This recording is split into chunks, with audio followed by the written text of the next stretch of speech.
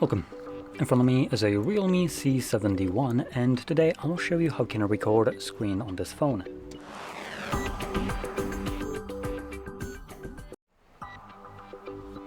So to get started, you'll want to swipe down from the top of your screen, which will bring down your toggles and notifications, and then swipe down again to extend the list of visible toggles.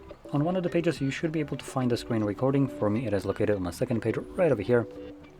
When you tap on it, you can choose what kind of sound will be recorded, and then just click on start recording. It begins a 3-second countdown.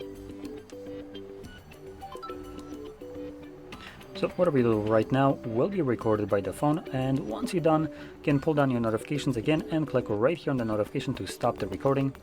This will then automatically save it to your Photos or Gallery application. Looks like we have Photos right here. And by navigating into albums, you should find an album called Videos or Screen Recordings. It looks like it's Videos for this device. And here you can see the actual screen recording I've captured a moment ago. So there we go.